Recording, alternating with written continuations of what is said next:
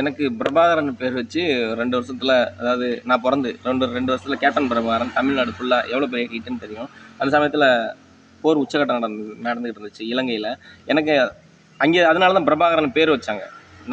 நான் விசாரிச்சுட்டேன் ஃபுல்லாக. இலங்கை தமிழர் படுகொலை நடந்துட்டு இருக்கும்போது எனக்கு பிரபாகரன் அப்படின்னு சொல்லி பேர் வச்சுட்டாங்க.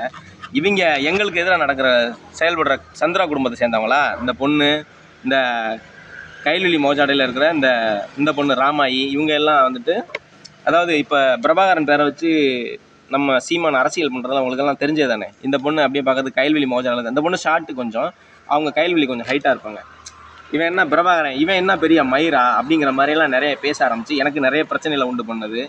அப்புறம் நீங்கள் பார்த்தீங்கன்னாக்கா, அதாவது நான் அரசியல் பண்ணி பெரிய ஆளாக வந்தேன்னாக்கா, அதாவது ராஜீவ்காந்தி கொலை வழக்கு, இந்த மாதிரி விஷயங்கள்லாம் பிரச்சனைகளை மாட்டி விடுறது, இது மாதிரி நிறைய பிளான் போட்டிருக்காங்க. நல்லா ரொம்ப கிரிமினலாக யோசிச்சிருக்காங்க இந்த குடும்பத்தை.